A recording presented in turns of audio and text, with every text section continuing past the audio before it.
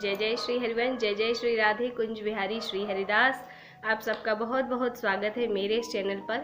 अगर आप मेरे इस चैनल पर नए हैं तो अभी सब्सक्राइब कर दें और पास में जो बेल बटन आइकन है उसको भी ज़रूर प्रेस कर दें, ताकि मेरी आने वाली कथाओं के वीडियोस के नोटिफिकेशन आपको जल्दी से और तुरंत मिल जाया करें।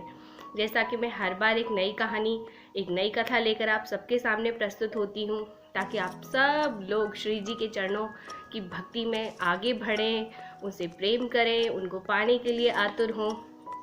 तो उसी श्रृंखला में आज मैं आपके लिए कथा लेकर प्रस्तुत हुई हूँ, जो कि है एक अज्ञात संत की। जी हाँ, उनका नाम मैं भी नहीं जानती और मैंने जिन गुरुजनों से उनकी कथा सुनी है वो भी उनका नाम नहीं जानते थे, इसलिए हम उनको एक अज्ञात संत के नाम से ही पहचान सकते हैं। मेन बात है कि उनकी जीवनी, उनकी रहनी से हमें शिक्षा लेनी चाहिए कि ठाकुर जी इस कलिकाल में ज़रूर हैं और हमें इन्हीं नेत्रों से दिखेंगे अगर हम उनके लिए आतुर हों तो। ये कोई ज़्यादा वर्ष की घटना नहीं है, ये अभी 10 या 15 वर्ष से ज़्यादा पुरानी घटना नहीं है जिनकी कथा मैं आज आपको बताने वाली हूँ।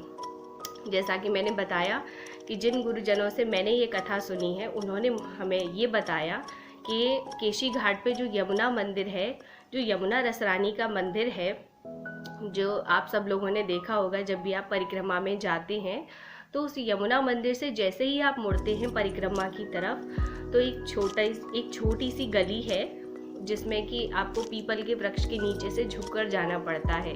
तो उसी पीपल के वृक्ष के नीचे वो अज्ञात संत रहा करते थे, बिल्कुल पागलों के वेश में, बिल्कुल न तन पे कपड़े, किसी ने दे दिया तो पहन लिया, नहीं है तो नहीं पहना, ठंड में किसी ने ओढ़ने को दे दिया तो ओढ़ लिया, नहीं है तो कोई बात नहीं, किसी से मांगना नहीं, किसी से कोई बात न करना, कोई चर्चा न करना, किसी की तरफ देखना नहीं, सिर्फ नज़र नीचे झुकाकर ही बैठे रहना और अपनी ही एक अलग दुनिया में मस्त रहना, किसी से बोलना नहीं, किसी से मांगना नहीं, किसी से कोई बात करना नहीं, किसी से कुछ चाहना नहीं।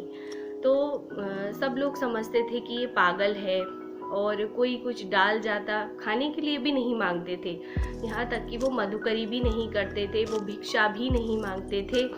किसी ने पटक दिया उनके आगे, कुछ खाने को दे दिया तो बर्तन भी नहीं थे, यहाँ तक कि उनके पास संचय के नाम पर कोई पात्र भी नहीं था।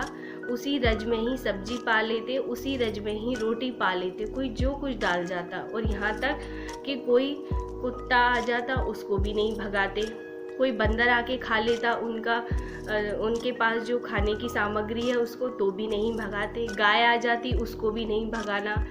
और इतना तक कहिए कि आप क्या सोच पाएंगे कि सूअर तक आ जाए तो सूअर को भी ना भगाना, जो आ रहा है पा ले, किसी को नहीं भगाते थे। कुछ बच जाता था तो पा लेते थे, तो लोग उन्हें पागल समझते थे। कई वर्ष तक ऐसे ही उनको वहाँ पर बैठे हुए, पड़े हुए, वहीं सो जाना, वहीं बैठे रहना, बहुत लोगों ने उनको वहाँ पर देखा। तो एक बार क्या हुआ कि सुदामा कुटी में कथा हो रही थी, भक्तमाल की कथा हो रही थी, अलग अलग भक्तों की उस श्रृंखला में भक्तों के चरित्र सुनाए जा रहे थे। तो एक बार क्या हुआ कि केशी घाट पर भी सुदामा कुटी की जो कथा चल रही थी उसका वहाँ तक माइक लगाया गया था। तो एक दिन क्या हुआ कि उस साउंड सिस्टम में कोई दिक्कत आ गई, तो उसकी आवाज़ ढंग से आ नहीं रही थी। तो वो जिनको लोग पागल समझते थे वो व्यक्ति वहाँ से उठे और सुदामा कुटी के बाहर वाला जो बरामदा है उस प्रांगण में आकर वो सबसे पीछे बैठ गए। तो जो वक्ता थे उनकी दृष्टि उस पर पड़ी, उस अज्ञात व्यक्ति पर।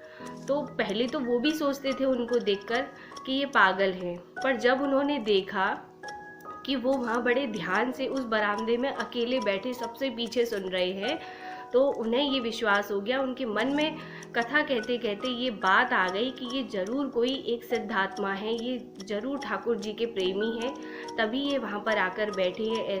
अगर इनको कथा में रस नहीं होता, अगर ये नहीं जानते, इनका दिमाग सक्षम नहीं होता, तो ये यहाँ पर आकर न बैठते। तो जैसे ही, और उस समय कथा में चल रहा था करमेती बाई का प्रसंग, और वो इतने भाव विवल हो रहे थे, इतना रो रहे थे, अपनी ही अलग दुनिया में खोए हुए थे उस कथा को सुनते सुनते।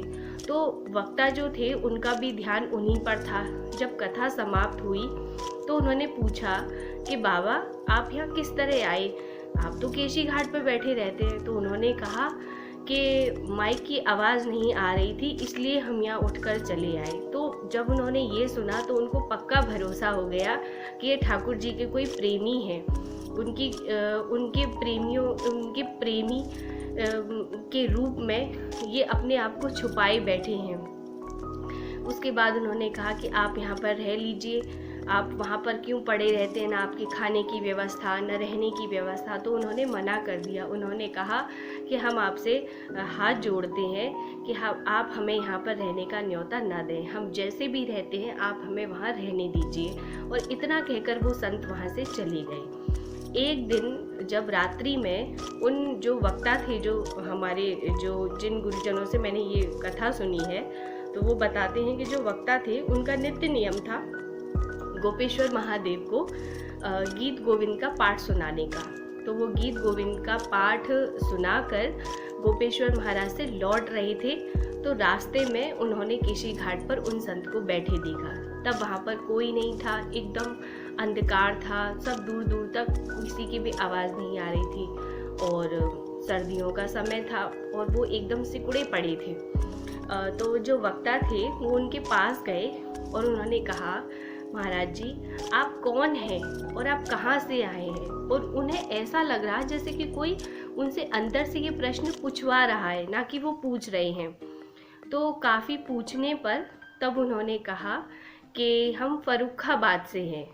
तो बोले, महाराज आपका जो शरीर है वो किस घर से है। तो उन्होंने बताया कि मैं एक कान्यकुब्ज ब्राह्मण परिवार से हूँ।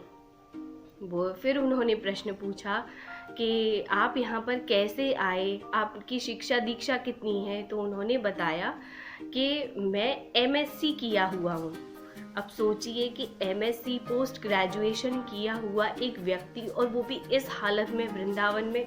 उनको बड़ा झटका लगा कि इतना पढ़ने लिखने के बावजूद और ऐसी स्थिति में ये यहाँ पर पड़े हैं। तो उन्होंने उनसे पूछा कि आप यहाँ किस तरह आए।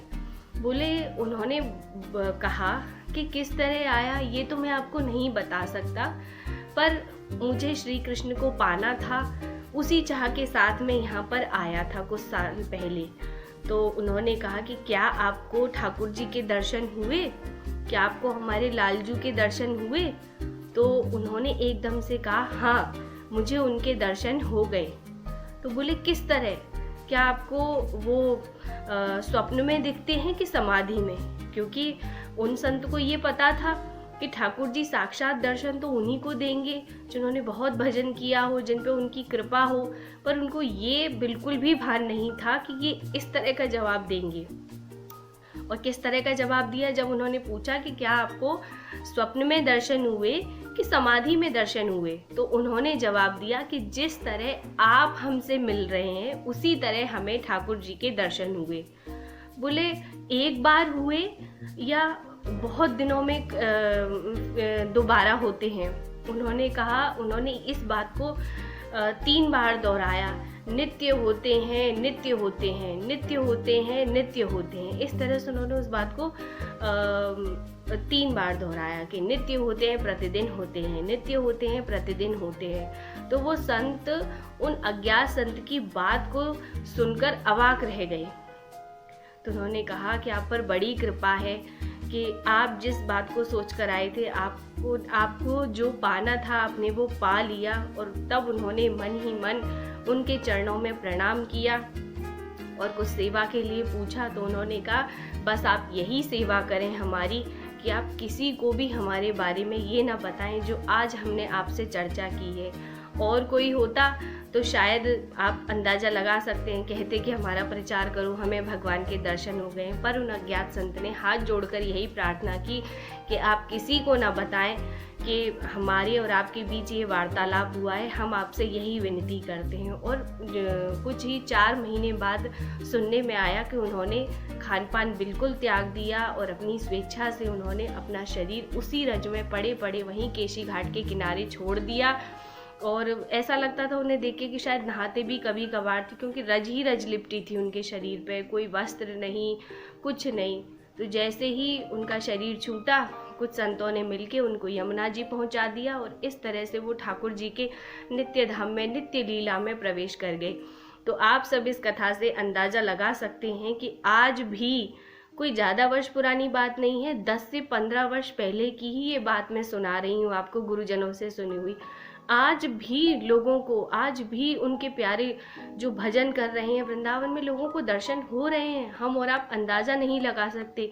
आप लोग जाते होंगे, कोई भिखारी पीछे पड़ जाए, आप सोचते होंगे इनका तो काम ही है पीछे पड़ना, इनका तो डेली का नित्य प्रति का काम है। पर नहीं, ऐसा नहीं है। हो सकता है कि वो अपने कार्य से आपको विचलित कर रहा है, पर वो रात में चुपके से भजन करता हो, नित्य इन्हीं आँखों से लीलाओं का दर्शन कर रहा हो।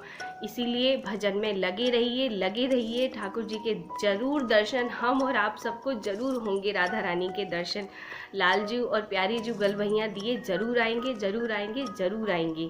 इसी विश्वास के साथ भजन में लगे रहिए और किसी के प्रति भी वृंदावन में या धाम में दोष दृष्टि मत कीजिए, क्योंकि अगर आपने धाम में आकर दोष दृष्टि की तो प्यारी जू आपको फिर दोबारा अपने धाम में बुलाएंगी नहीं। इसलिए जो जैसा आपको दिख रहा है ना, वो ज़बरदस्ती दिखाएंगी आपको कि आपके मन में भावनाएं आए, पर जो दिख रहा है, जो चल रहा है, उसको हटाते हुए, अच्छी भावना रखते हुए वृंदावन आए, धाम में आए, श्री जी का भजन करें और उनके चरणों में लगे रहिए, लीन रहिए। इसी के साथ मैं अपनी वाणी को विराम देती हूँ। जय जय श्री हरिवंश, जय जय श्री राधे कुंज बिहारी श्री हरिदास।